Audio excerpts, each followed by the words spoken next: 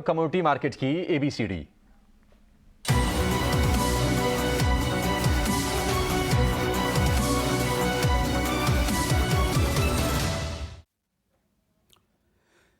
Commodity की ABCD में आज हम बात करेंगे कैस्टर कारोबार को। कैस्टर जिसे हम हिंदी में अरंडी भी यहाँ पर कहते हैं, और ये भारत सबसे बड़ा यहाँ पर उत्पादक है। और भारत में गुजरात में सबसे ज़्यादा इसकी खेती होती है। उसके बाद दुनिया में की बात करें तो ब्राज़ील में इसकी सबसे ज़्यादा खेती होती है।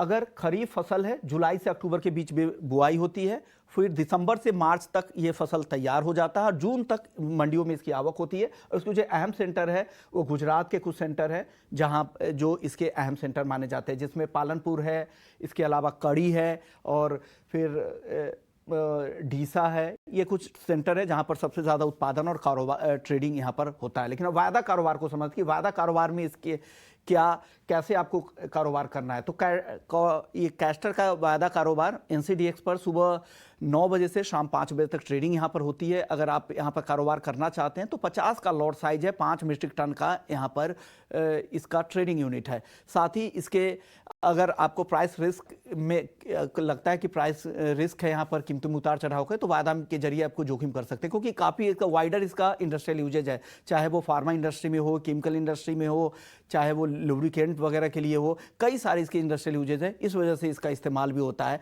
और इसके अगर फंडामेंटल्स को अगर आपको जानना है तो ग्लोबल डिमांड किस तरह की है, क्योंकि चाइना भी बहुत बड़ा इंपोर्टर है, चाइना से ज़बरदस्त डिमांड रहती है, घरेलू डिमांड है, यूरोपियन यूनियन से इसकी डिमांड रहती है। तो वहाँ के डिमांड सप्लाई की सिनेरियो देखकर भी आप इसके भाव का पता लगा सकते हैं। साथ ही सरकार की पॉलिसी क्या है एक्सपोर्ट को लेकर, इस पर भी नज़र रखें, और घरेलू बाजार में किस तरह की खेती हो रही है, इसको ध्यान में रखकर आप कैस्टर में कारोबार कर सकते हैं।